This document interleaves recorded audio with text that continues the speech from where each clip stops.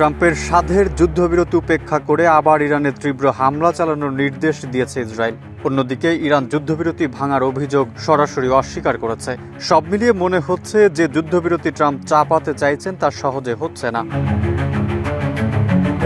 যুদ্ধবিরতির জন্য Donald Trump যদি এতই কাতর, তাহলে ইরানি পারমাণবিক স্থাপনাগুলোতে হামলা চালাতে বোমারু বিমান পাঠিয়েছিলেন কেন? ইরানের পারমাণবিক কর্মসূচিকে পঙ্গু করা বা দেশটির সর্বোচ্চ নেতা আয়াতুল্লাহ খামেনিকে ক্ষমতাচ্যুত করাই যদি তার ও নেতানিয়াহুর মাস্টার প্ল্যান হয়ে থাকে, তাহলে যুদ্ধবিরতির জন্য জোরাজুরি কেন করা হলো? সবই কি ছিল ইরানকে লড়াইয়ে দেরি করিয়ে দেওয়ার চাল?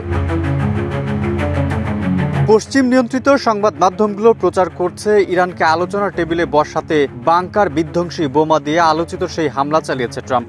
এত কিছুর পরও ইরানের সর্বোচ্চ নিরাপত্তা পরিষদ ট্রাম্পের যুদ্ধবিরতির অনুরোধ মেনে নেওয়ার ঘোষণাও দেয়। এখন ইসরায়েলি যুদ্ধবিরতি ভঙ্গ করল।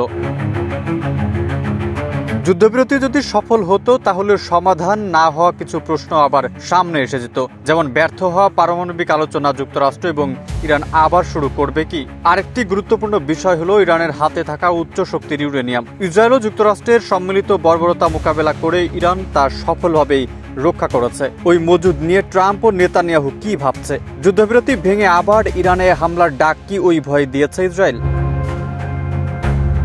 ইরানের পররাষ্ট্রমন্ত্রী আব্বাস আরাঘচি আগেই বলেছিলেন, ইসরায়েল হামলা বন্ধ না করলে সহিংসতা বন্ধ হবে না। তাহলে এই সিদ্ধান্তেই আসতে হচ্ছে যে ট্রাম্প যে শক্তি প্রয়োগ করে শান্তি নামের পররাষ্ট্রনীতির কথিত যুগান্তরকারী অর্জন করে ফেলেছিলেন, তার উপর জল ঢেলে দিল ইসরায়েল।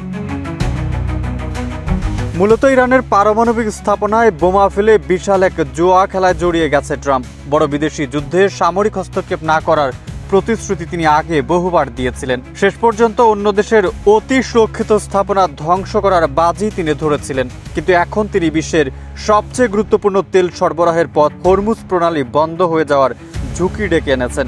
মধ্যপ্রাচ্যে একাধিক মার্কিন সামরিক ঘাঁটিতে আক্রমণ এবং মার্কিন ও ইসরায়েলি স্বার্থের বিরুদ্ধে ছায়াযুদ্ধ শুরু হওয়ার আশঙ্কাও দেখা দিয়েছে।